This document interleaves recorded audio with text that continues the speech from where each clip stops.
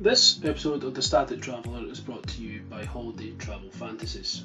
Now, we're all here because we love travelling, and once this lockdown is over and done with, you're going to want to get the best deal that you can to get out and about and back travelling all over the world. Now, you might be saying to yourself, where can I get the best deal? I'll tell you where. Holiday Travel Fantasies. A fully qualified and regulated travel agent working for a renowned and fully protected ABDA member with over 25-year experience in the travel industry. Now, whether your next holiday is a honeymoon, family break, weekend break, it's a cruise, whether you're just looking for hotels, flights, car hire or excursion, they really do it all.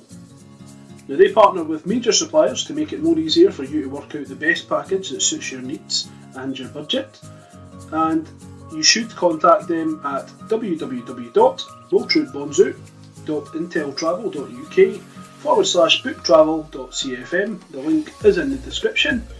Or you can also email them at travelfantasies473@yahoo.com. Holiday Travel Fantasies, where they do really look forward to getting the best deal for you. Now that's done, let's get on with the show. Hello and welcome to The Static Traveller with me, James.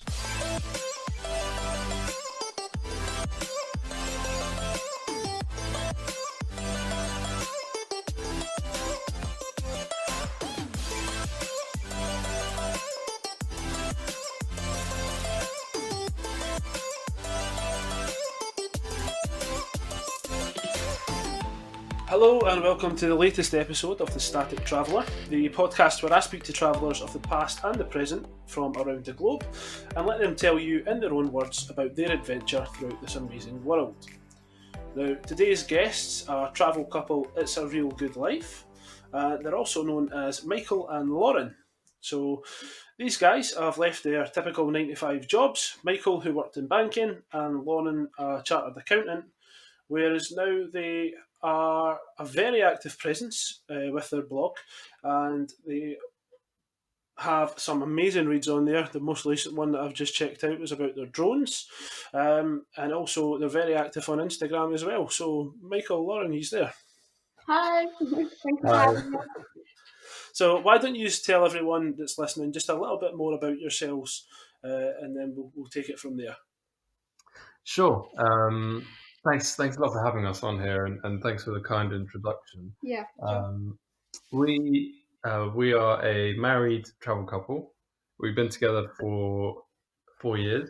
We have been married for just under 2 of those years, give or take. I'll probably get in trouble for this later, but those numbers are That broadly sounds about accurate. right. And really, our first trip together was our honeymoon to the Seychelles, and then we kind of started just daydreaming and just imagining what a life would look like where we had more time to do things that we really enjoyed. And then before we kind of made a list of things that we loved doing, and I think a few things that we weren't so keen on doing.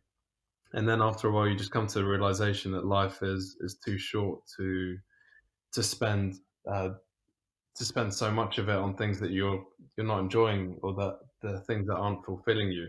So we tried to travel a bit more, and really we didn't have a plan on day one. We just wanted to explore more of the world, spend more time together, and traveling, and going on adventures, and seeing how that would affect our life. And it left us feeling really good. It was really positive, and then we decided we want to do more and more of that. And then before you know it, we're spending quite a few months of the year abroad. We've built our Instagram following to about 9,000 people, Wow. which is really awesome. And we're enjoying that process. We're learning a lot about ourselves, about being creative, about overcoming obstacles. There's a lot of spillover effects that we've learned from traveling and from our trying to be creative in our photography and Instagram page and our travel blog as well.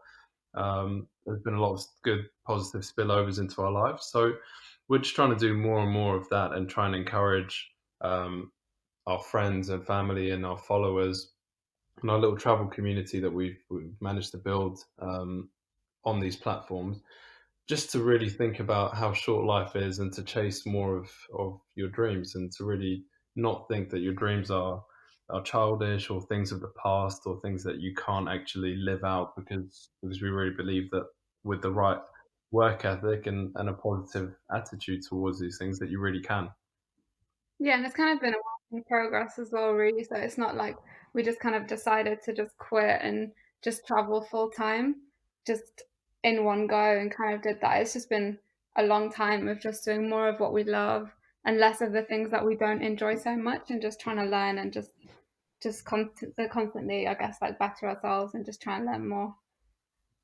Yeah, absolutely. I mean, one thing that you said there, Michael, it really homed in on me there was that when I was growing up, you do face a lot of it can be negativity towards what you want to do. Especially with stuff like I mean, if I said to my mum when I was younger, "Mum, I want to be an Instagram star when I'm older, and I want to travel the world and that kind of thing," she'd have slapped me across the head. Yeah, we would have You probably You got got a similar agreement. for sure. But it's true what you say. That if you have a dream and it's something that you want to do and it's something you're passionate about, then yeah, you've absolutely got to go for it. I mean, it's taken me. I'm 27 now, so it's taken me 27 years to finally, get my act together and do something with what I love, which is a combination of speaking, talking, because I talk forever, um, and traveling, which is something that I don't get to do a lot of, and it's not due to monetary circumstances or anything like that at all. It's more towards work. So in your 9 to 5, you only get so many holidays a year, so it kind of restricts you on what you want to do. Um, Yeah. so yeah, absolutely. Anybody that's looking to make that jump out of the 9 to 5, you know, go for it. As long as you've got a detailed plan of what you're looking to do, you'll succeed as long as you've got the determination. And I think that's an important message. Yeah, For yeah. I sure. think I think you've summed it up pretty well. I mean, for us, we realised that you know you. I think a lot of people are afraid of failure, or they're afraid that they're not going to get. Like you said, you'll probably have a bit of backlash from friends, from family, from colleagues. People just won't understand what you're talking about. Everyone's dream is different. Everyone's definition of success is different, and I think people forget that as we kind of get on a corporate ladder or you're working and you're trying to make ends meet and you're trying to get ahead and people start to think quite differently and it's there's a lot of groupthink involved. I think the more people that you it depends who you surround yourself with. We've heard something before which is really interesting that your personality and your character becomes a product of the 5 people that you spend the most time with. Mm. And if you can imagine someone who's in when I was in the banking world and I was in that sector, most of my time was spent in the office at work and surrounded by the same type of people who think in the same type of way. Before you Mhm. know it, you start to think in that kind of way. I remember I always dreamed of working for myself or traveling more.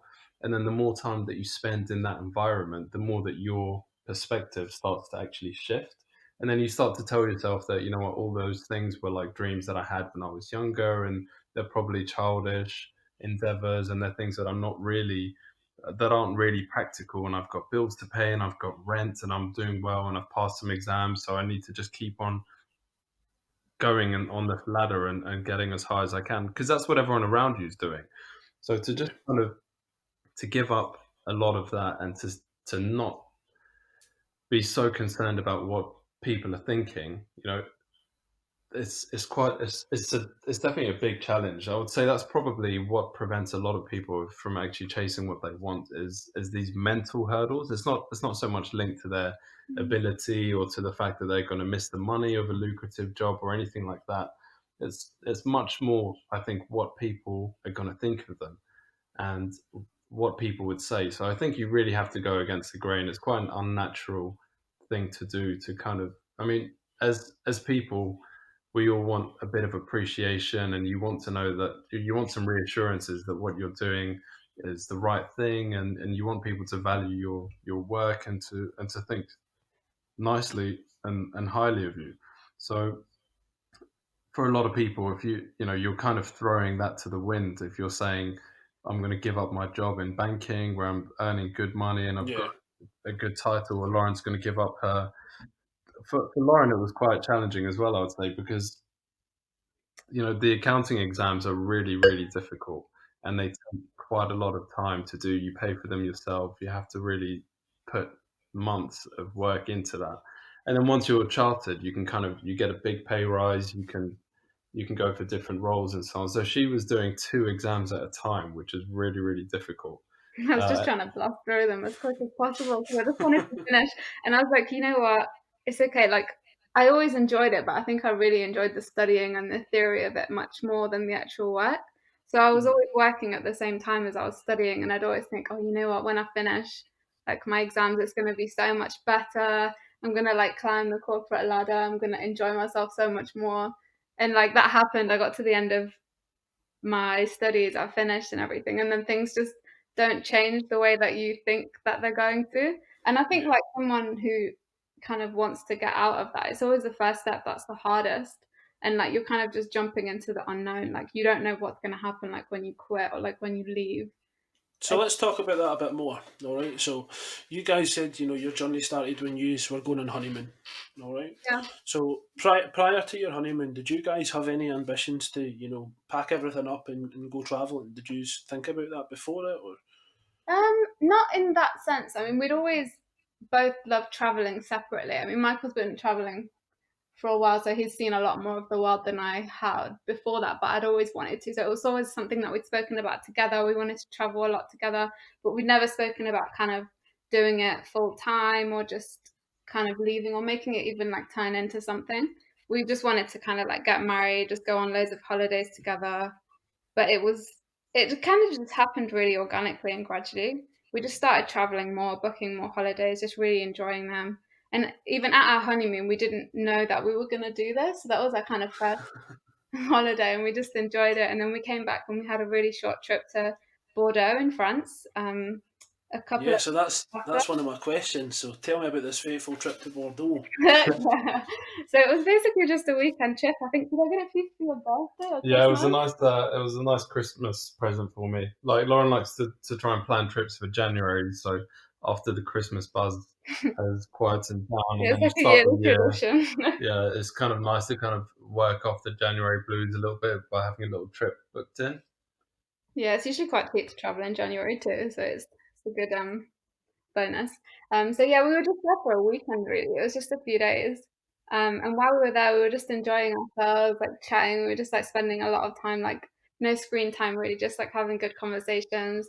And we just started dreaming, I guess, and we were just like, oh, what if we do this, blah blah blah. So I think we spent the whole weekend just like talking about how we'd make it work, like trying to think of names for our Instagram and stuff. I think it all just started there, really.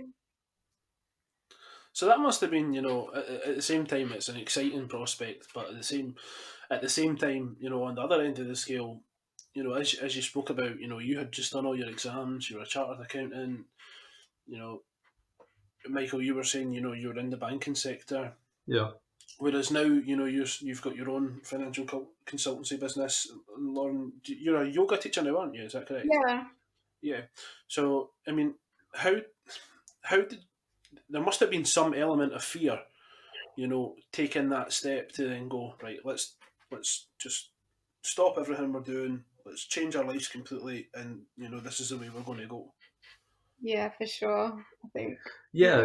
so. There's a lot of that. I mean, I remember having some conversations with friends who would, or even with family, even with our parents and so on, and really, really close friends who obviously want the best for you. But I find that a lot of the time when you ask people for advice, they give you advice from their perspective, or they don't, especially parents, they don't want to see you fail.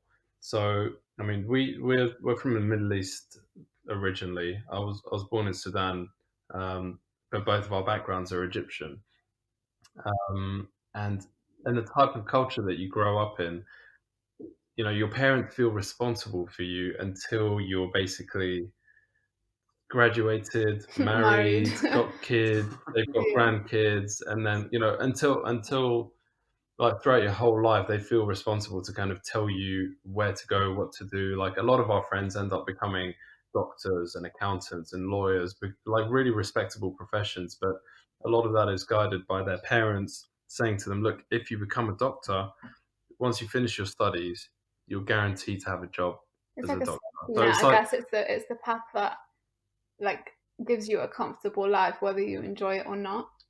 yeah, no, I was actually supposed to be doing medicine at university. I had an offer from a really good medical school in London, Imperial, to go and do medicine there. My dad's a doctor, so at the time I was picking my A levels. I was 16, 17 years old, and I picked a random mix of subjects, biology and chemistry, so that I can maybe go down the doctor or dentist route, which were the safe Yeah. jobs.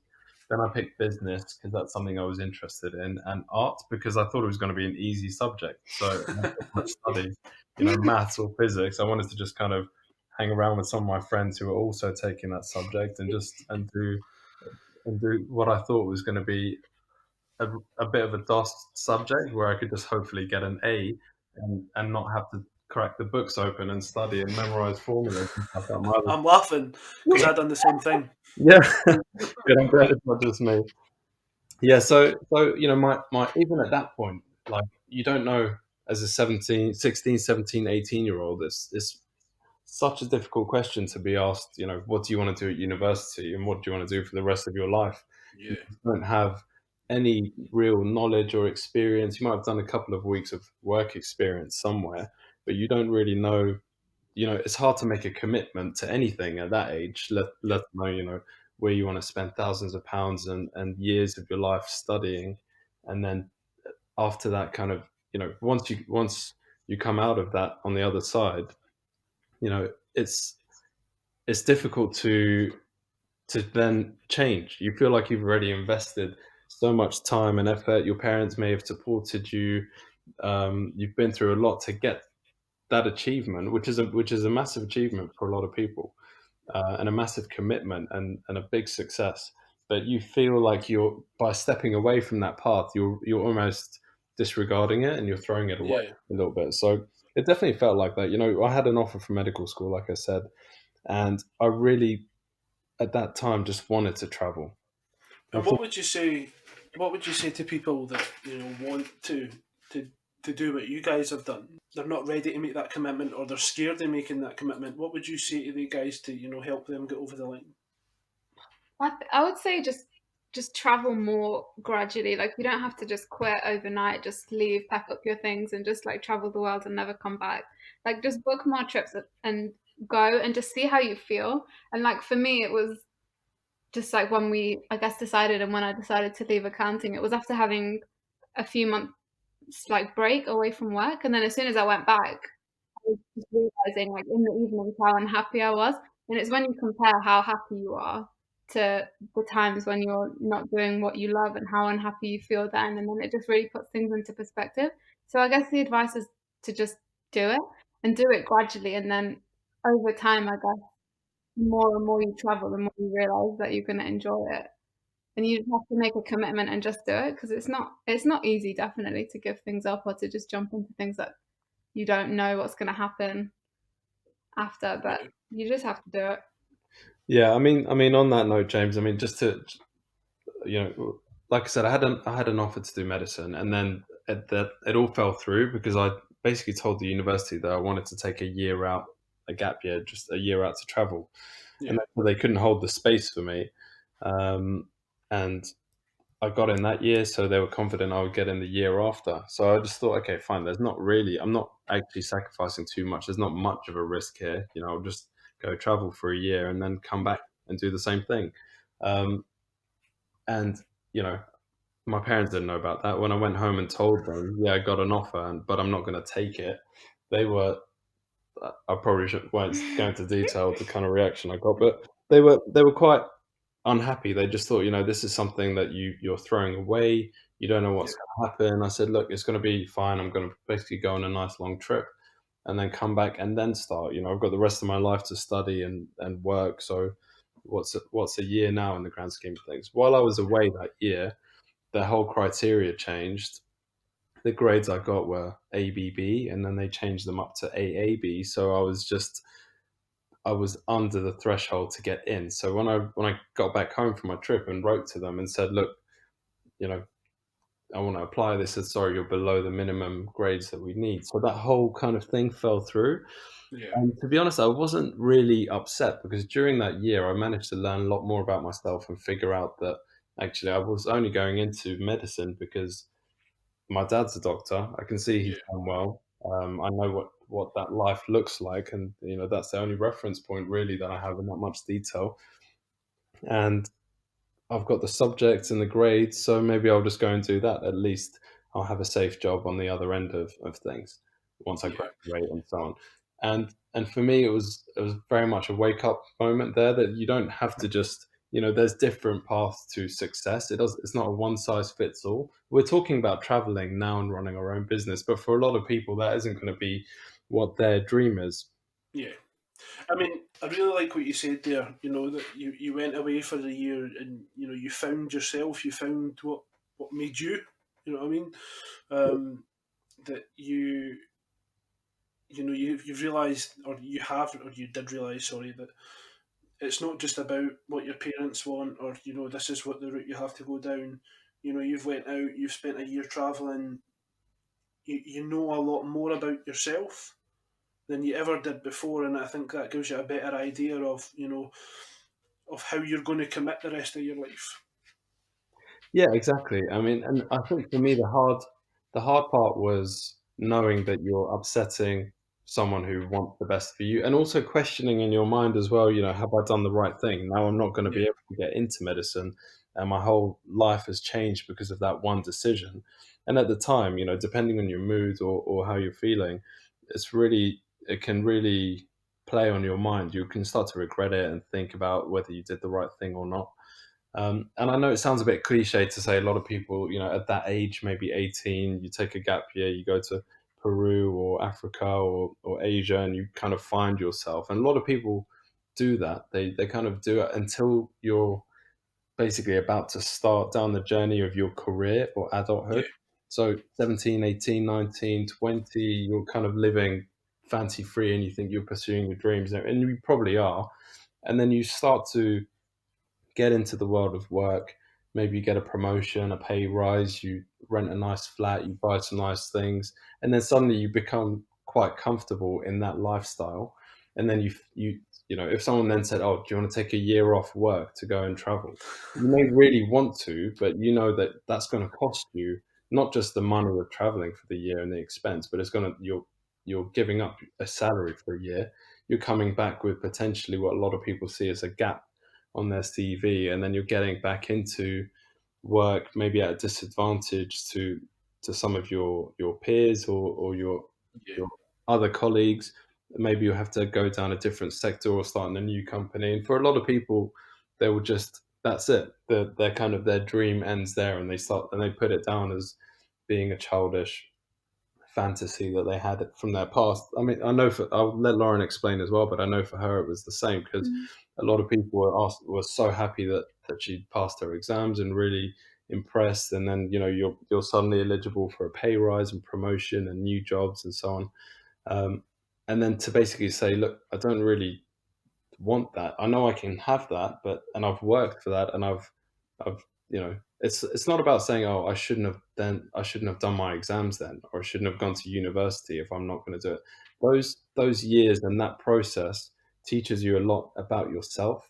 absolutely. Yeah, You can't say a lot of people just I mean, I remember having good conversations with some friends who were asking about, okay, great, Lauren's passed her exams now, she's a chartered accountant.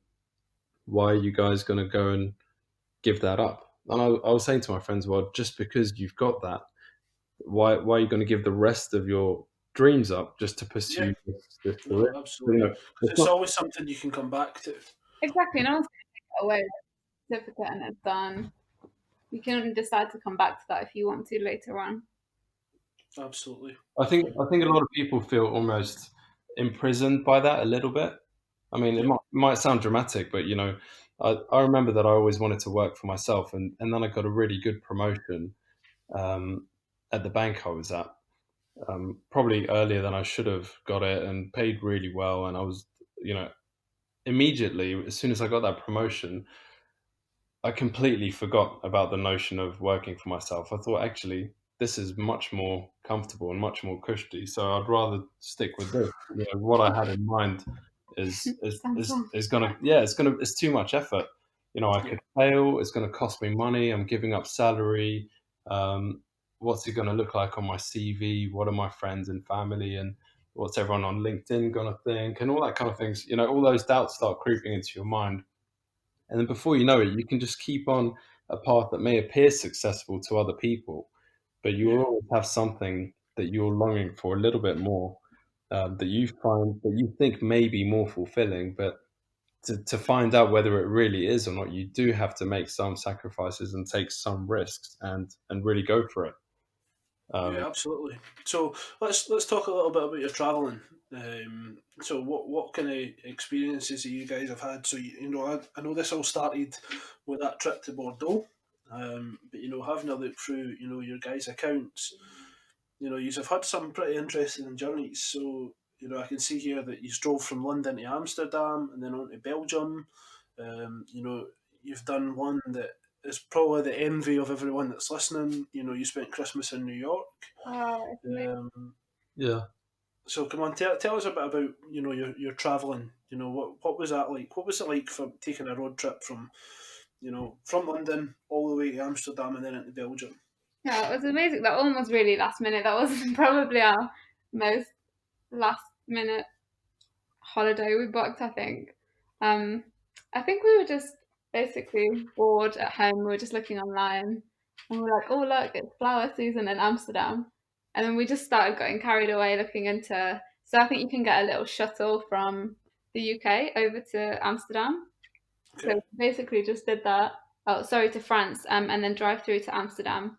So we were just like, you know what, let's do it. We found some tickets, I think, for the following week on just a few days that we were off. So yeah, so sorry. my wife, I can also see you have done the south of France as well. The My wife goes on non-stop about the south of France. That she spent, I think it was 2.5 weeks or something like that there with her dad when she was younger, and they rented like a canal boat, and Uh, so they were going up and down the canals and stopping at all the vineyards and stuff like that. Wow, sounds Um, cool. so I'm pretty jealous, but you know, yeah. looking at some of the places you That was a guys great have trip. been, Yeah. I mean, actually, from Bordeaux. So Bordeaux, we mentioned, was when that's when we started our Instagram account and thought, oh, why don't we just do more traveling, take more pictures, actually share them, maybe write some stories on our blog about them, and then just see where this goes. And then from that trip, we got back home and thought, you know, for me, my work now is quite seasonal. So my clients are busiest or they're most active with me in the summer. Like towards the end of the year, they start to quiet down. So for me, November, December is pretty quiet. January is pretty quiet because people um, start finishing up their Christmas holidays and getting back into work. yeah, So I thought, okay, we're back from Bordeaux in January, February. I'm going to hit the ground running, and just there'll be tons of new business and new clients, and I'll be really busy that time. And it just wasn't the case. I think at this point there was a lot of the Brexit discussions going on, so people didn't know if they wanted to invest in the UK and bring funds over here and that kind of thing, which is what I advise on. And so February was just looking like it was going to be a really slow month. So at that point, we just thought, well, look, why don't we just take the whole month off and just go somewhere hot? It's going to be Just see freezing what cold in happens. the UK. Work's going to be quiet. I'm just going to be frustrated looking at an empty inbox and sending out proposals that people are ignoring for the whole month. So why don't we just go somewhere for the month? And I remember we were talking about this in bed. We go to bed quite late. We're not really morning people as much as we tried to be. So, you know, this was maybe 1, 2 a.m. And then we started to get hungry. So we just got up and went to the kitchen, made some food, and then sat in front of the TV. We put some YouTube videos on. And before we knew it, we were kind of watching travel videos of some pages that we liked and asking ourselves, you know, where was that filmed? And we did some research and it was all Philippines. So we carried on just going past the sunrise until about 8-9 in the morning, and just booked. We were only going to go for 2 weeks, and then we kept on seeing that there was more and more to do, and we thought, to travel all that way for 2 weeks, what's the rush to come back? Things are, we have email, we have our phones, we can still stay in touch with people. If I need to do some work, we can do that at our hotel, or just do it from phone, or go to a cafe and just spend a couple of hours on the laptop.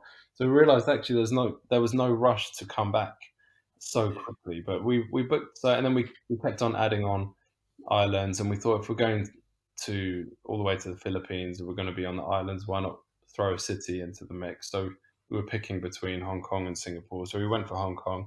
So that trip was a month, and that was our first kind of long backpacking trip together. That was my first backpacking trip ever. Lauren's first backpacking trip ever, her first time in Asia ever. So there was a lot of firsts in that trip, and it was quite a long period. At that point, family and friends were excited for us, but I know a lot of people were saying, well, don't you have a business? And what about, all your bills at home? And how expensive is this trip going to be? And why are you going for that long? Why don't you just do a 1 or 2 week holiday like everyone else does? And you can when you hear that enough times, it makes you question, or even tone down your excitement a little bit. I started to worry about, okay, what if a really big client needs me in February and I'm not around? I'm going to miss out on good income potentially, or what if something goes wrong and we need to be here? So at that point, we'd booked our tickets and we weren't going to cancel them, and we were really excited about going. So once you're out there, you realize that every day out there feels so much more of an adventure, and you're not really missing that much. I mean, our first day in the Philippines, we did a 3-hour trip from the airport up to one of the towns we were staying in, slept for a couple of hours, then woke up and went to these waterfalls at just after sunrise. Basically had the place to ourselves for a couple of hours, swam around, jumped from waterfalls, and then and had like a nice island breakfast. And then by that point, it was about 11 a.m. And I was thinking, if we were at home, I would have probably been in bed until about now. Yeah. Having not, and then just wake up, make a coffee, sit in front of my laptop, and then just try and make work happen, try and make people respond. A lot of the time, you have to realize that things aren't in your control, and it's hard to then think about, okay, fine, what can I take control back of? Our time, what we do with it, like what do we enjoy, what do we love? Let's just do more and more of that. So, we spent a month there, and by the time we came back, we were a bit more refreshed to get back on with business, to start. You've had a month break, you come back and you're seeing things a bit differently. You're looking at things a bit more positively. You're ready and you're more energized to get back on with your business and with your work, and to start looking for those possibilities. So we really felt like that trip was not only an amazing trip on its own, but it had a lot of benefits for us as people in completely unrelated fields, like business and kind of our work, and just the way that we looked at things. And then you start to imagine. I mean, going back to what we said at the beginning about you become a product of the 5 people you spend the most time with. We weren't spending time with kind of naggy colleagues at the pub after work who were just moaning about not getting a pay rise, and how this system's that slow, and how this bank does this instead of, compared to another bank, and if I was here I would have got paid more. And if you, like I said, if you surround yourself with that kind of conversation, before you know it, you start to think like that. And then during our time in the Philippines, we were surrounded by people who were photographers, videographers, set up cafes on little islands, had kind of hostels and hotels that they built and that they're growing. People who were learning how to surf and becoming surf and scuba dive instructors. And then suddenly you start to think about, okay, these people, I'm learning a lot more from them, and I'm benefiting a lot more from these conversations compared to the ones that we're used to having, like, complaining about work and bills and breaks and that kind of stuff. So immediately you start to see that not only is the trip amazing in its own right, that your travels and your adventures that you're having on a daily basis there, but actually it can really benefit you in a lot more ways. Absolutely, absolutely. I mean, a couple of things that you're saying there, about people that you spend your time with, the influence the way that you are yourself. And I think it's more about a mindset change. I was speaking to the last travel couple that I had on, Yulia and Nacho, Yeah. and we were speaking to them, and they were saying to me, that they were out and they were walking around, and they bumped into this guy, and he invited them back to his house. Never met him before, that kind of thing. And they were saying, that they don't know if they would have done that had they not been traveling instead of like a holiday, because it's a complete different mindset. You open yourself up to whole new experiences, and then in return you're getting so much more back. Yeah. That you can learn from and grow from. And I know you guys were talking about like people that you were looking at and different influences around you. I mean, for you guys, for traveling, who was your biggest influence? Who helped you? Oh, I don't know. We had so many, honestly. I think at the start we were just spending hours and hours on YouTube and Instagram. We love so Los LeBlanc. He has travel videos on YouTube. His stuff's amazing, so you could literally just watch him for hours. And Instagram. Oh, there's so many. Passport in one hand. We love. Who else?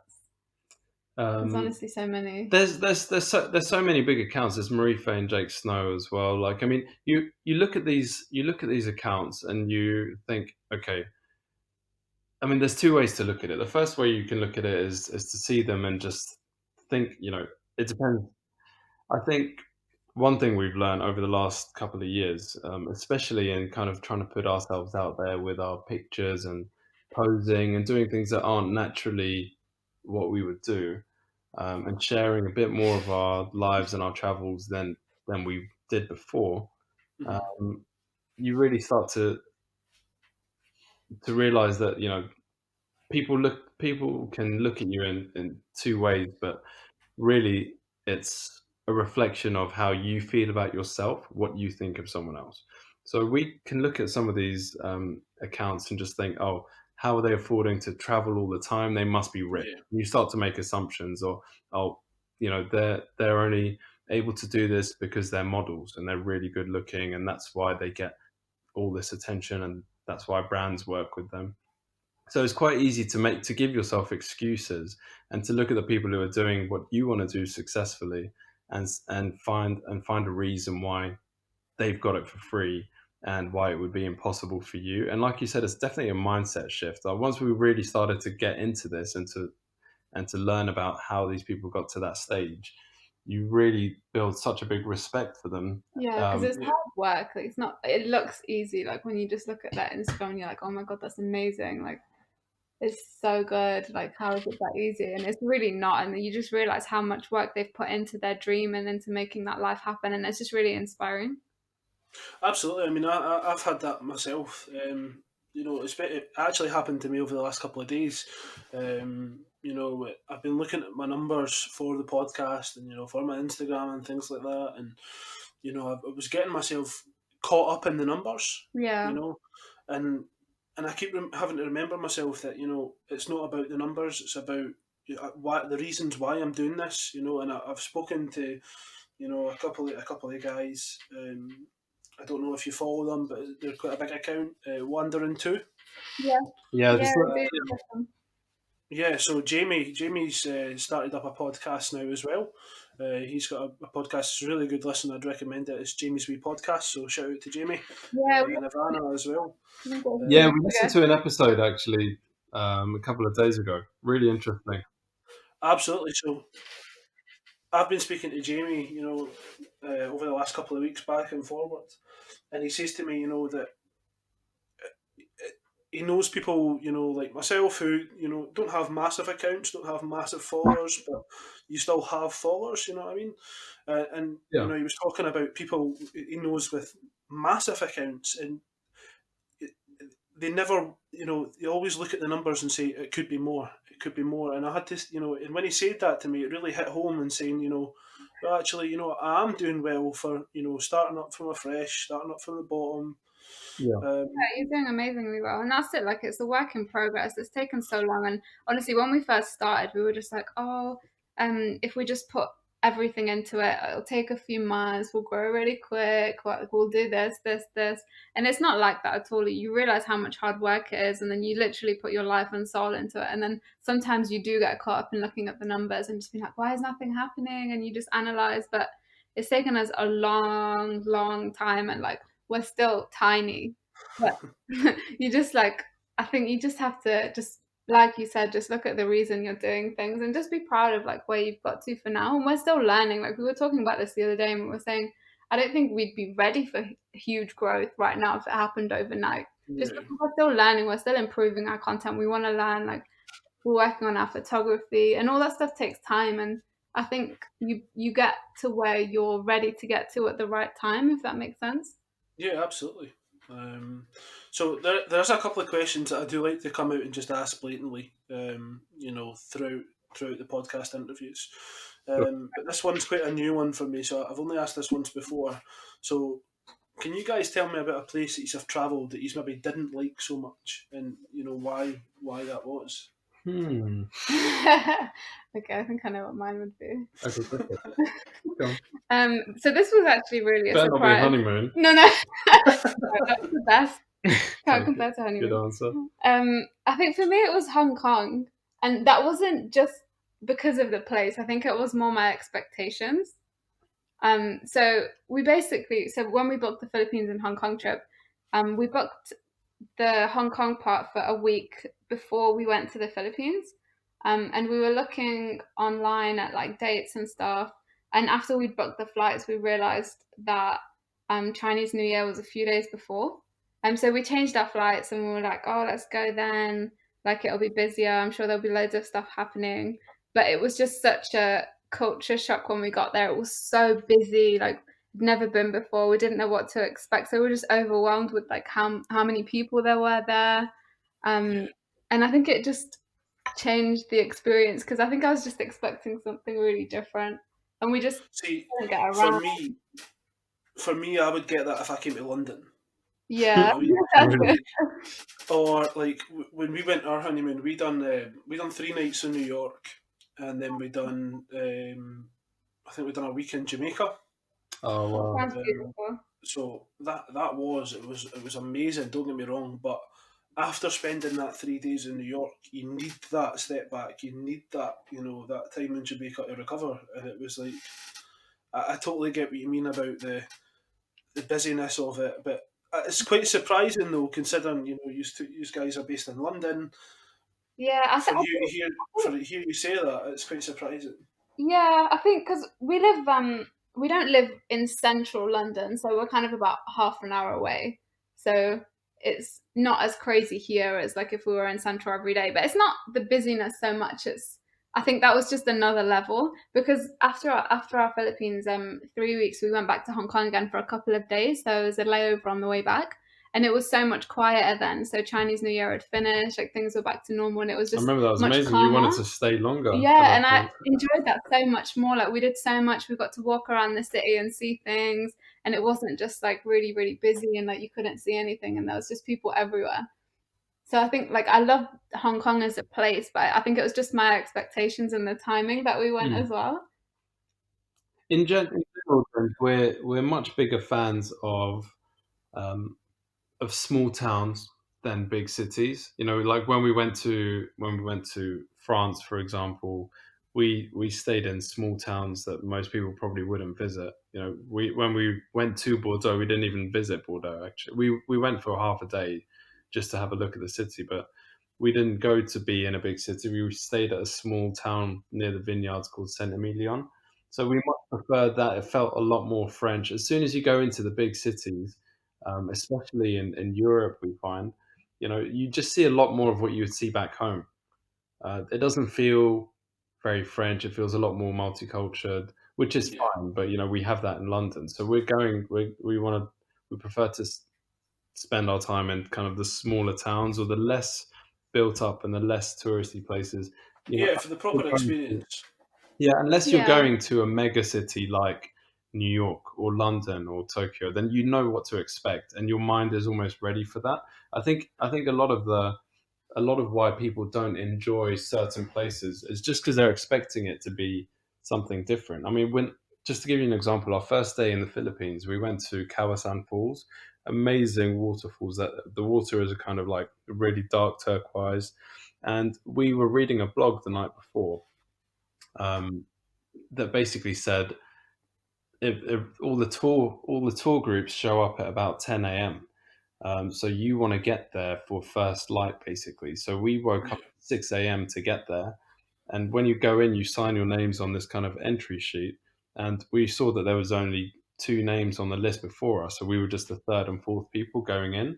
We went in and for about 2 hours, we had the entire place to ourselves. So And beautiful. it was amazing. It was the most like picturesque waterfall that we've actually swam in and spent some time around. And then we had a bit of breakfast and then did some like waterfall cascading and jumping off waterfalls and that kind of thing a bit further up. And then on our way out, as we're leaving around 11 a.m., it looked like a completely different place. You could just see tons of tour groups of people.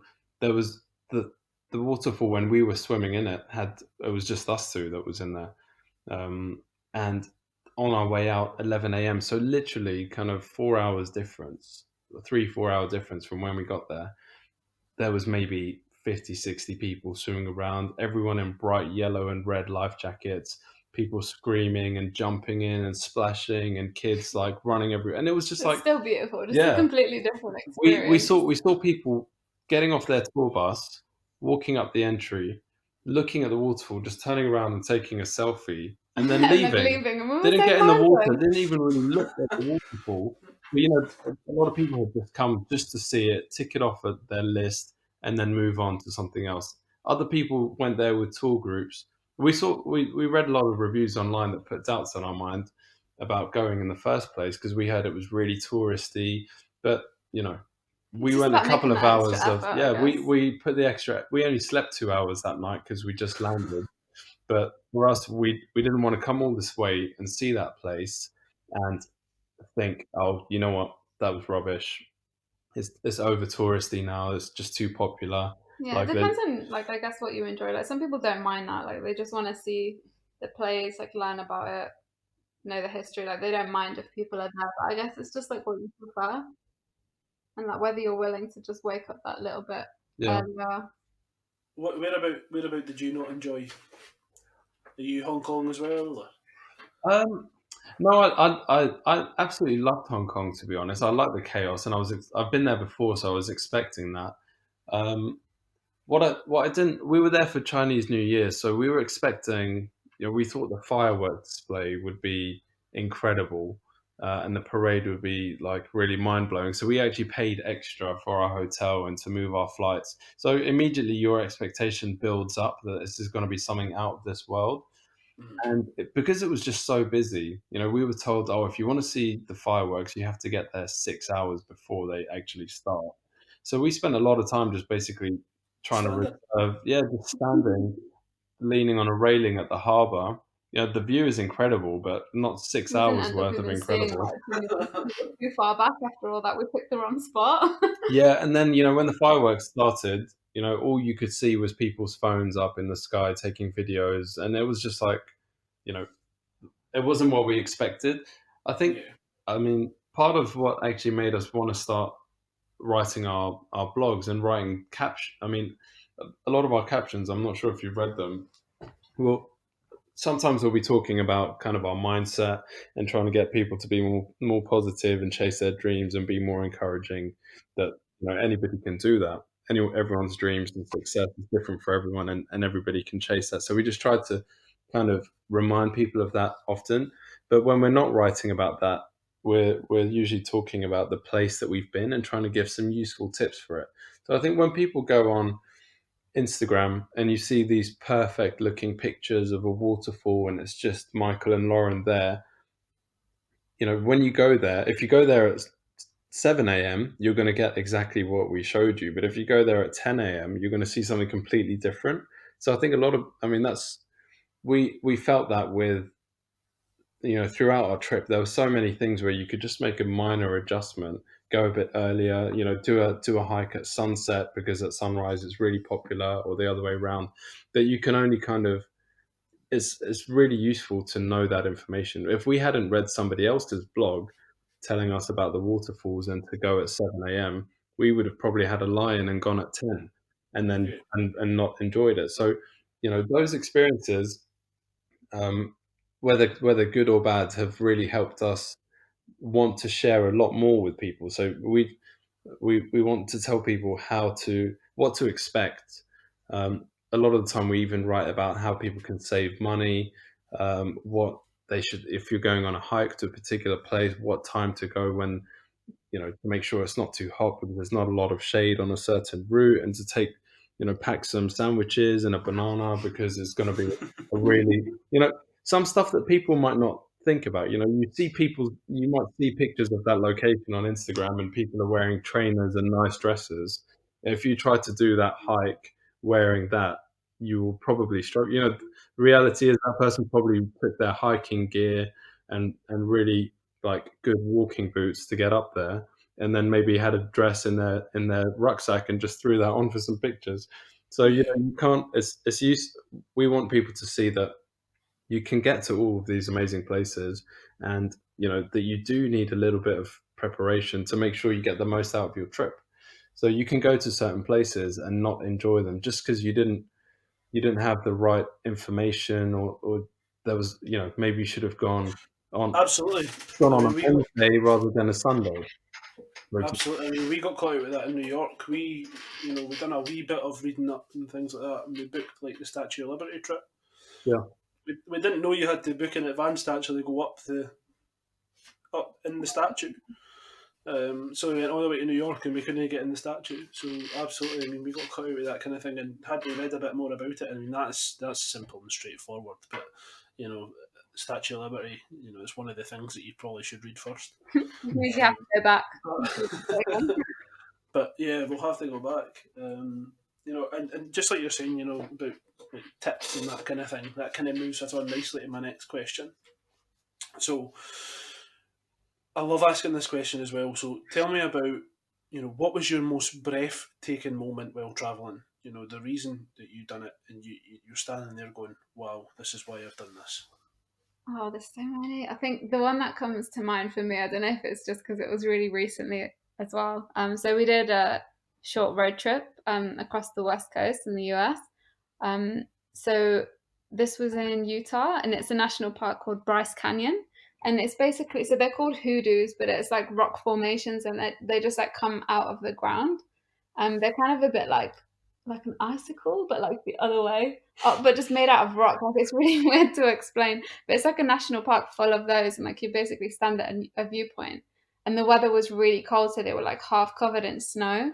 And then there was a place there called Sunset Point, and you go and watch the sunset, and it was literally just like pink and orange, like cotton candy skies. It's just lighting up the whole area, and just over the hoodoos with the snow, and it was just the most amazing moment. Awesome. And what about you, Michael? Well, I mean, Lauren just mentioned that we just came back from this road trip. Our trips, I think, after doing a month in the Philippines last year, or February 2019, we thought that was going to be a really long trip, and we were kind of anxious about going away for that long. And then we realized, actually, in hindsight, that we wish we could have easily gone for longer. So this year we booked a road trip to go around California, and explore the neighboring states there. So we thought, let's take 3 months. We packed, this time we packed a bit more stuff that would be useful for work, laptop, and that kind of thing, so that we could actually work on the go if we needed to. Um, and we booked to go for 3 months. The trip got cut short because we had to come back due to the lockdowns kicking in everywhere. So we spent 2 months out there. Of that 2 months, about a month was spent in Hawaii.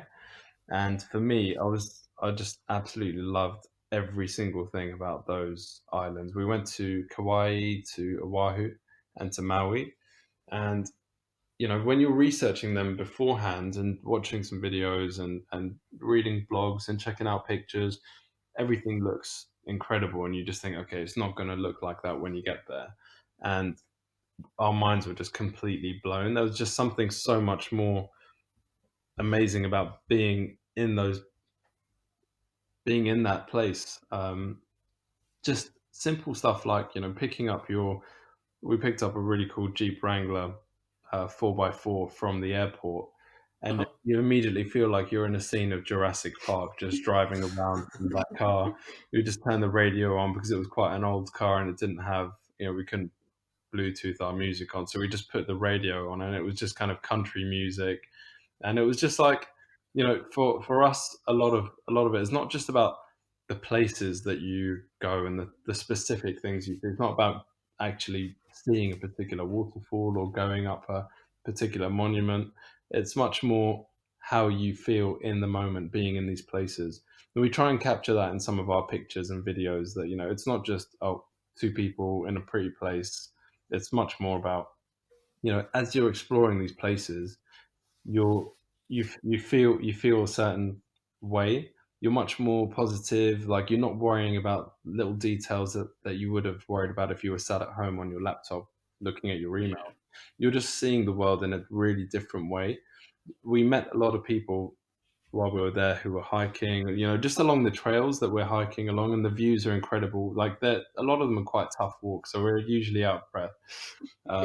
But you walk past people and everyone's just so friendly, and you see people doing it barefoot, and you just start to think about, okay, what's that guy's life about? Like, he must be like a surfer or someone who just spends all his time outdoors. I bet these guys have never seen like the inside of an office before.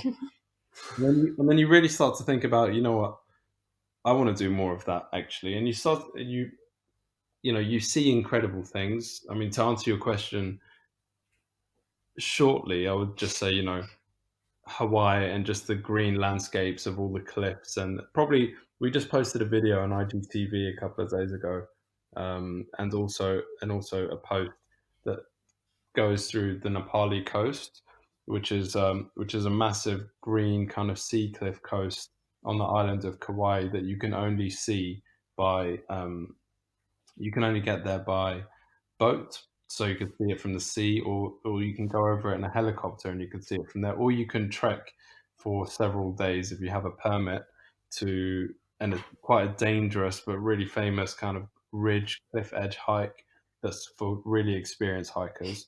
Not for us. And you kind of camp along the way. It's like really rugged outdoor. We didn't do that. We did the boat trip. So that landscape was out of this world. It's incredible. So many movies have been shot on that island, including things like Jurassic Park. So you actually, to see these landscapes, and when you're on the boat, you see dolphins swimming underneath you, and you see whales in the distance, and it just looks like something out of a dream. You don't think that places like that exist, and when you're there and you see them, it's not just for taking some pictures, but it's for much more how you feel and what you take home with you. It's not just about being there, and once you're back home, you just start getting holiday blues and missing it. We missed it, but for us, I think it was a bit more transformative, that kind of trip. Like, we just felt so free. Like, some of our best days were just spent in the car driving 500 miles across different states just to get from place to place, and just listening to the music, looking outside the window, talking, singing along to the radio, and just thinking about It's like, just a little thing. yeah, your decisions are much more about like, okay, where do we want to go to hike tomorrow? There's so many options and so many good places. What do you want to do? I mean, now that we're speaking to you during lockdown, we've been at home for 2 months. We've just done 2 grocery trips, and a couple of jogs in the park. So our days now look really repetitive to a certain degree. Whereas while we're traveling, every day is completely different. You get to one place, if you feel like you've seen enough there and you've loved it. We weren't even supposed to go to Utah, which was Lauren's one of her favorite memories that she just shared with you. We weren't even supposed to be going to Utah. It's only because the lockdown started to affect California first, so the weather wasn't great for that week ahead. So we decided, why don't we drive a little bit further? And we drove to Utah, where it was just going to be sunny every day. So, it's nice that you can kind of just live a lot more spontaneously. Now that we're home and we've got more time on our hands, we're trying to still bring some of that mindset with us and actually think about, okay, fine, how do we make our days here, how do we get the same kind of feeling, or how do we at least spend time on ourselves, investing in ourselves, and trying to at least get to a position where you'll be able to do more and more of that in the future. So that's really what we're trying to do at the moment. And I think hopefully a year from now or something like that, we'll be able to look back at today and say that we've grown a lot in terms of our skills. We've had more adventures. We've been to places that we've met and spoken to people like you, which we wouldn't have done had we not shared this common passion for travel. Yeah, absolutely.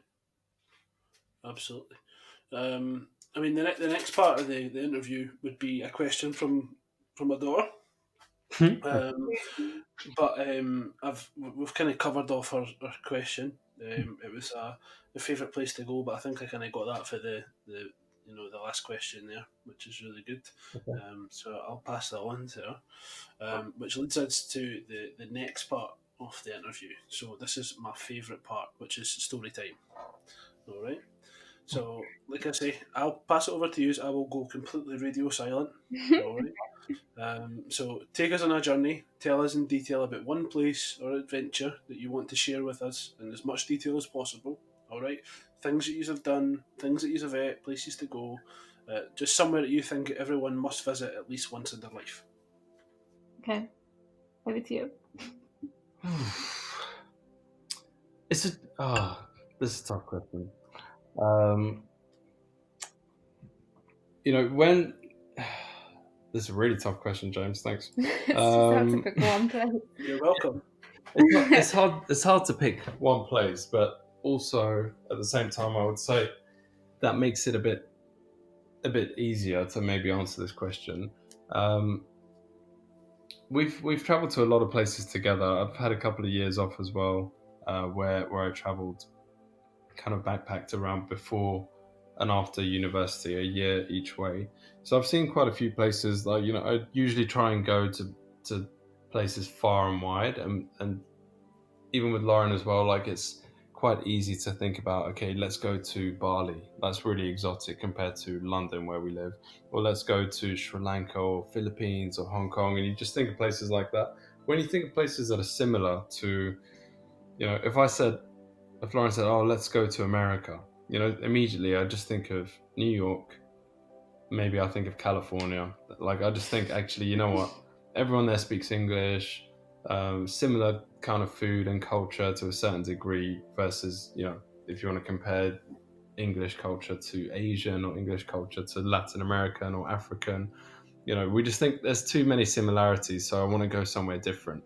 But to answer your question, I would say the USA.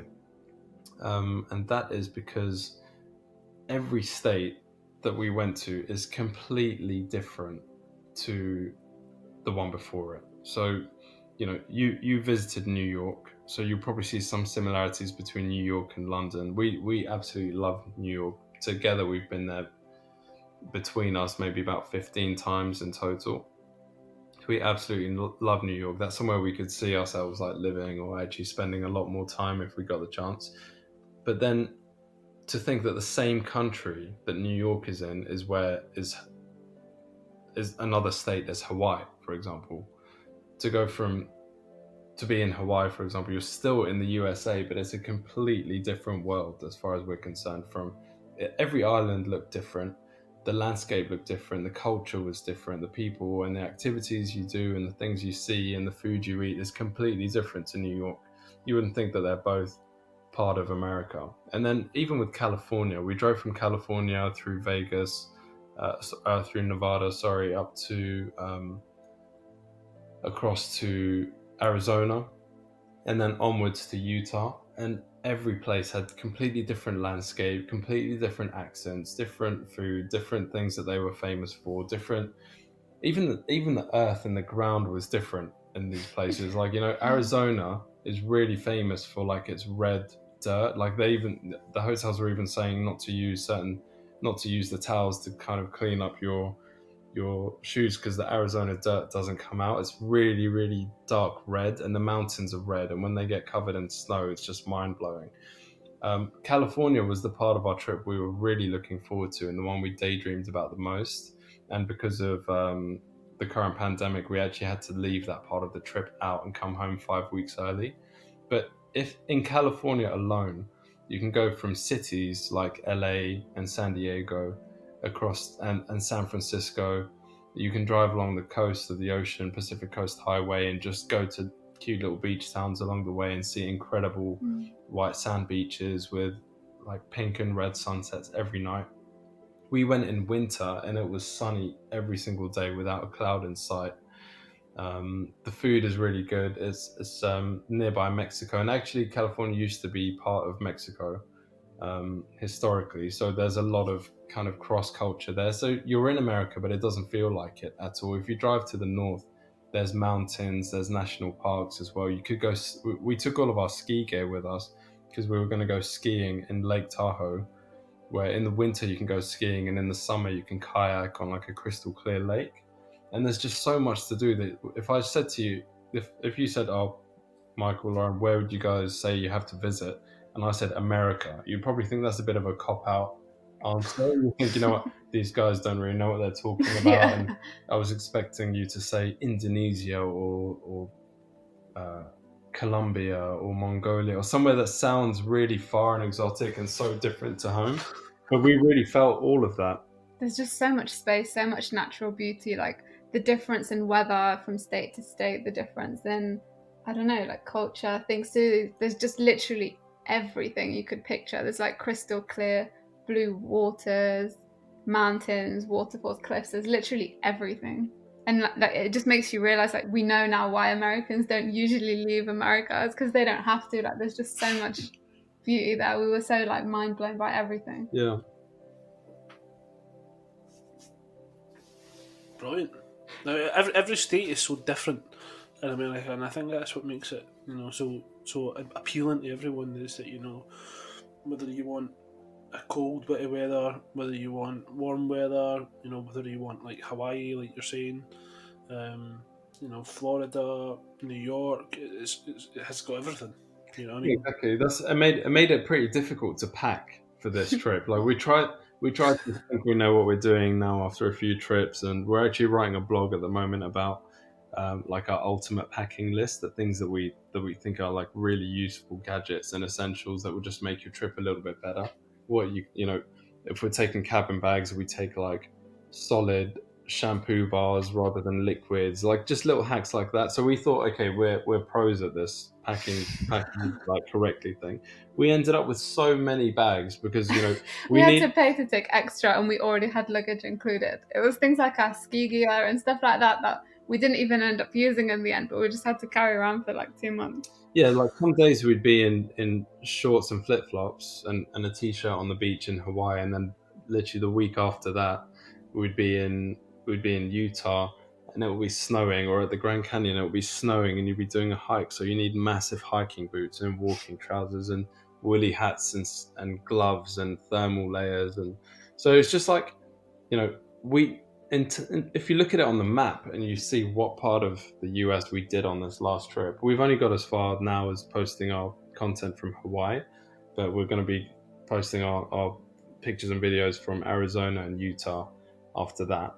To think that if you look on the map, you'll just see a small section of land, and it will look like, we can't have seen too much variety in such a little space.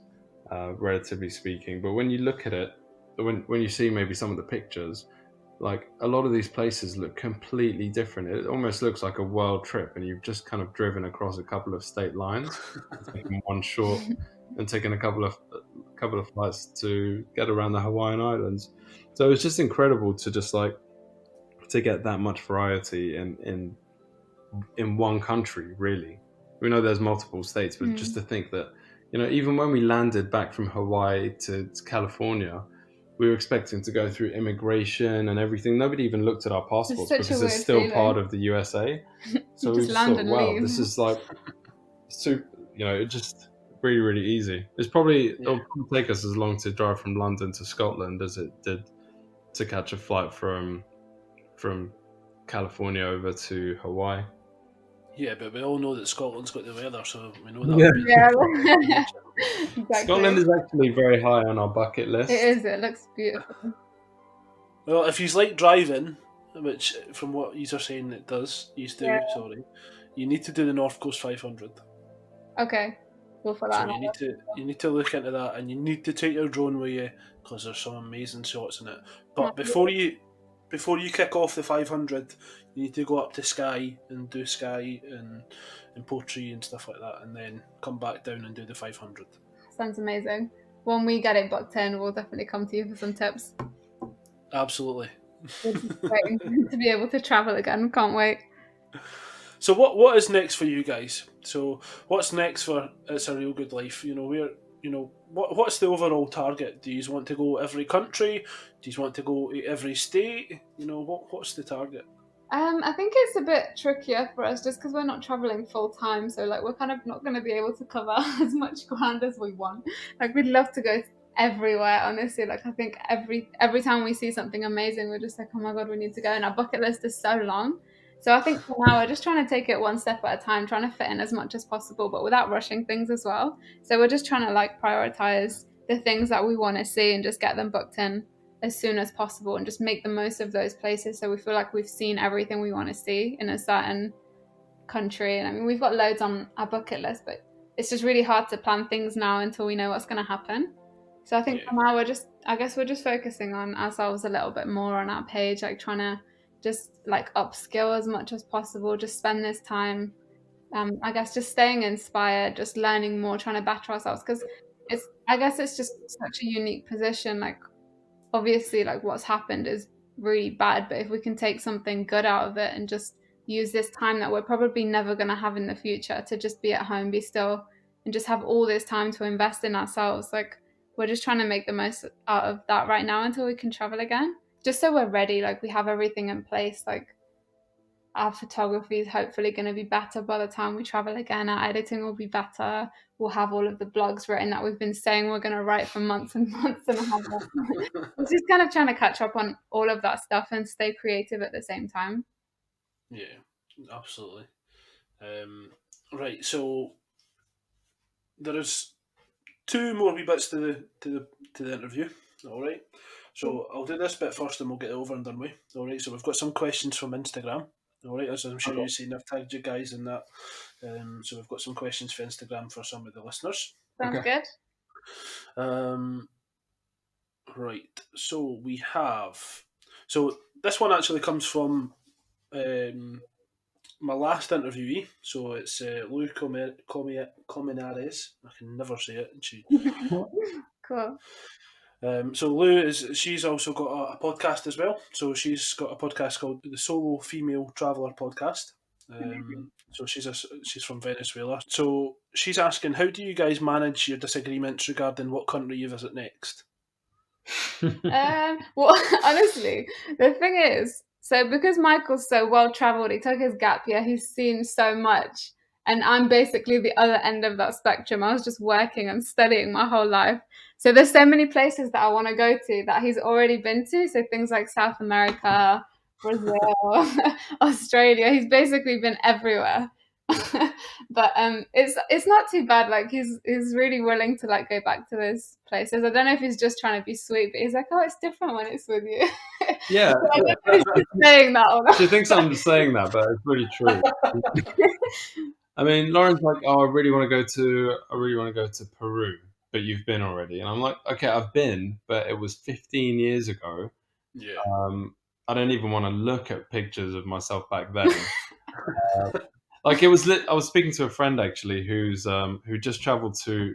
We caught up in LA at a friend's wedding, and he's just traveled after that. So around March, he went to Peru and saw the Rainbow Mountain, and it's really popular now. But at the time I went 15 years ago, it was covered in snow, and because of global warming, it makes me sound really old, but because of global warming, like during that period, it's actually started to melt, and the earth underneath it was always that color. So now everyone's going on about Rainbow Mountain, but when I went to Peru, I just had the smallest little camera that my iPhone. Snow Mountain. Better. Yeah, exactly. And it was covered in snow. We didn't even know it was a place to see. So there's New York. Lauren's been to New York about 10 times. I've been about 4 times, and still we decided to go together in December at Christmas for 10 days. A lot of people are saying, "Oh, but you've both been. Why don't you go somewhere else?" And 10 days is quite long for New York. And for us, there was so much we wanted to see and do there together. Yeah, we just wanted to feel like we were living in New York for 10 days. And it is all about who you're with. Like, I know absolutely. It's a cliche and everyone's just like, oh, it's not like where you are, it's who you are. But it's so true. So the next one comes from view.john.k. And he's asking, what's the best gift that you have been given? And we'll go to Lauren for this one because, surely you give her loads of gifts. So the best gift we've gotten, or like the best gift Michael's got me? Let's go for that one. Let's go for the best gift that Michael's got you. Oh, it's a tricky one. He's really good with gifts, actually. He's really thoughtful. So what? Yeah. So this was basically after we first got married. So our wedding day was on the 4th of August, but my birthday's on the 26th. Oh, you're joking. You got married on the 4th of August? Yeah. Oh, so did I. Oh, really? No way. What? Yeah. That's so funny. We won't forget your anniversary then. Yeah. 4th of August 2018. Yeah. That's crazy. Yeah, that's mental. Yeah, wow. Exact same day. And now I'm scared in case I've got that wrong and everyone's listening. Yeah, I know what you were. Oh, that's funny. Yeah. No, it was the 4th of August. It was the 4th of August. That's so cool. So my birthday was a couple of weeks after that. So everything was so hectic then. Like we were just like waiting for our flat to be ready, like before we moved in and stuff. But he surprised me for my birthday with Disneyland tickets. So for our first Christmas together, we went to Disneyland. So that was amazing. I'm a big Disney freak. Shouldn't admit it at this age, but. And the last question I've got is from Teofil00. So what's the craziest thing that you've done in the name of love? And we'll get that one to Michael. Enjoy. Wow, that is a really hard question. Oh wow. That is a very hard question. I wasn't ready for love-related questions. Oh, you could cop out and say the Disneyland tickets. No, you can't use that. Yeah, that was partly a gift to myself as well. So that's so maybe not that one, but I don't know. It's a really tricky one. Like, I can't answer that, James. It's so tricky. No, that's good. That's good. Right, so let's move on to the last part of the interview. All right. So I don't know if you've listened to any of my podcasts before. Yeah. Every time I've got a travel couple on, all right, we're doing a competition now between all the travel couples. So I've got 10 questions, all right, and it's for one of yous. Now, one of yous get to answer, the other one has to leave the room, and then you can come back, and you've got to try and get the right answers. Okay, so kind of like a Mr. and Mrs. Yep. So who's answering and who's leaving the room? I'll let Lauren answer first. Okay. See ya. Okay, who's leaving the room? Right, Lauren. Yep. So what we'll do is we'll go through this now. Okay. Okay. So Michael's the first male of the travel couples to step out the room and take on the questions. So no, really? Okay. So right now we've got Country Diggers and we've got Yulia and Nacho tied on 7 out of 10. All right. Okay. So what's your favourite or what's your travel must-have? So what must you always have with you when you're travelling? For both of us or for me? Just for you. For me. I would probably say, I think it would have to be a hoodie or something. I just get really cold all the time, so I just love having it with me all the time. And just, That's fine. you know, when you're on a plane or traveling, just to keep you warm. And what's your hometown? Nottingham. Nottingham. Yeah. Okay. And what's your favourite food? My favourite food. I don't think he's gonna get this, but it's not very exciting, but I just love like vegetable stews. Vegetable stew. Yeah. So funny. All right. Favourite country that you visited? Mine's definitely America. Okay. How do you relax when you're travelling? Just like to take it easy some days. So a lot of the time we'll have back-to-back itineraries and things where we've planned out the whole day, and that's amazing sometimes. But after, like, especially if you're away for a while, and if it's a super long trip, after a few days you just tend to get exhausted and worn out. So we'll just sometimes take a day, just like staying in our hotel or just stay local, like get some good food, relax. Like sometimes just sit and watch Netflix or just sit and read, watch stuff on YouTube. Just take some downtime, I guess. Just downtime and chill. Yeah. Okay. What's your favourite song or artist? I like a lot of different music, so I love country music. But I think my favourite artist in general is Mario, so he's an R&B singer. Okay. Your favourite drink? Coconut water. Oh, really? Yeah, I love it. Oh, I hate it. Really? I didn't like it when I first tried it, and like years ago, but I love it. I can't get enough. What's your favourite film? That's a hard one. I love £7 with Will Smith. Have you seen it? £7, yeah. Yeah, it's really good. It's a good one. Mm. Emotional. Yeah, it is. It's a corker. Favourite TV show or season? Dexter on Netflix. Oh, so good. I love it. I can't get Michael to watch it. I've been trying. And can you speak any other languages? Yes, Arabic. Had a go Anything else? at French, but didn't go too well. So just another one. Just Arabic? Yeah. Right, okay. Right, bring them back in. That's us got our 10. Cool, I'll go and get him. Who's that? Right. Michael, so as I was saying, you're the first male out of the travel couples, all right, to take on this. So I'll just let you know the last two travel couples we've had on Country Diggers and Yulia and Nacho, and they two guys got 7 out of 10. All right. So this is, you need to try and step up this, to 10 out of 10. Okay. All right. So let's begin.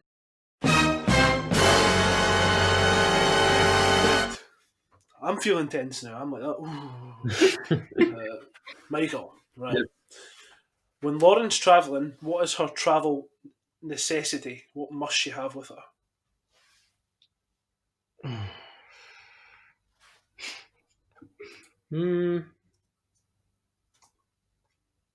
She gets cold, so I would say a hoodie or a jacket or something like that. You should practice this.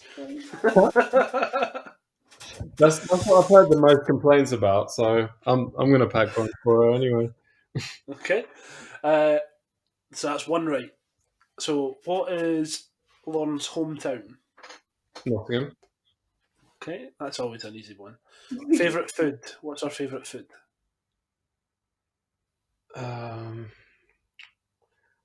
Wow, this is tricky. I told you you wouldn't get this one. I'm going to go with some kind of noodle soup, like pho or something like that. Yeah, but I do love pho. Vegetable stew, she said. I didn't know what to say. Vegetable stew? No. She hasn't had that for about 2 years. It can't be a favourite. Not a stew. Do you know, like, veg, like, curry? She doesn't even know what to call it. I eat that all the time. It's alright, we'll move on. What's her favourite country? America. No, bang on. Oh. How does she relax when travelling? Does some yoga. Nope. No? Interesting, but that wasn't it. Think about Should have said doing that. some yoga. She said just downtime and relaxing. How does she relax? By relaxing. No, Yep. as in like. Okay. Yeah, that would be a hard. Just like That was- chilling out. Yeah, that sounds right as well. Now, what's her favourite artist? Mario. Oh, well done. Okay, cool. Favourite drink?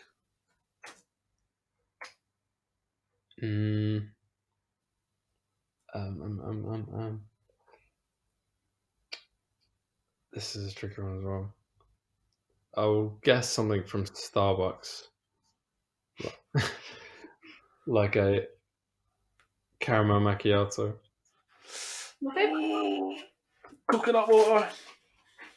Okay. Now, you've got 3 wrong, so you need these next 3 for a tie, at least at the top. Right? So, Lauren's favourite movie? Sorry, I just can't help you.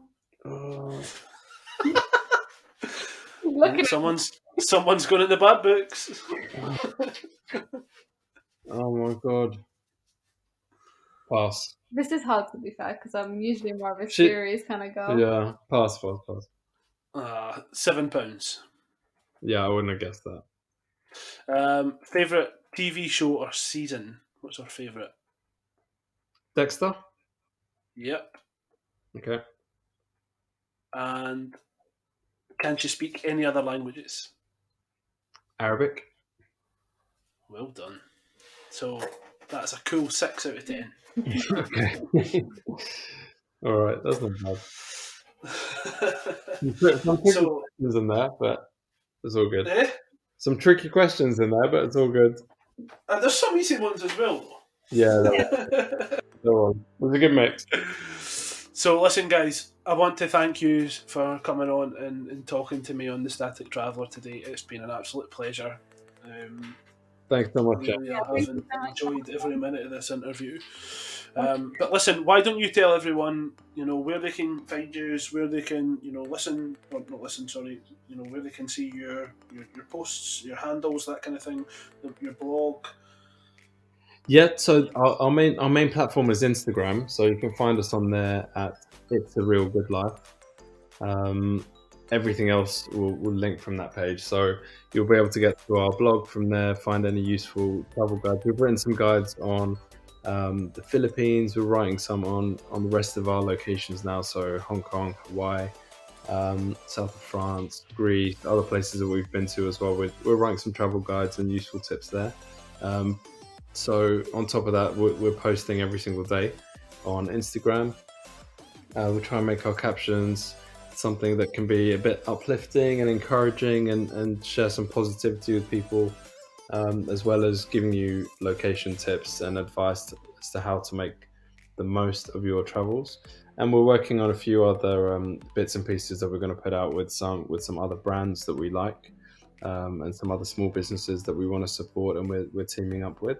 So everything that you need will be coming out to you from our Instagram page. So that's at It's Real Good Life. Perfect, and I'll put all the links in the description below, so anyone that's looking to see Michael and Lauren's content there, you'll be able to get it directly from the links below. Okay, amazing. So you guys send it over to me, I'll make sure it's there. Perfect, thanks James. Thank you, Sam. Again, thank you very much for coming on, and anyway, anyone else that's listening, what's that? That's getting edited right out. Thank you to everyone for listening today. This has really been a fantastic interview, so guys, again, I want to thank you for your time. It's been a pleasure. If you're still listening, please give us a like on Facebook, follow us on Instagram. It's all the same, The Static Traveller. If you're interested in featuring on The Static Traveller, please just get in touch by sending me a message on Facebook or Instagram. But guys, again, one more time, thank you very much for coming on today. It's been a pleasure. And until the next time, you keep travelling and I'll stay static.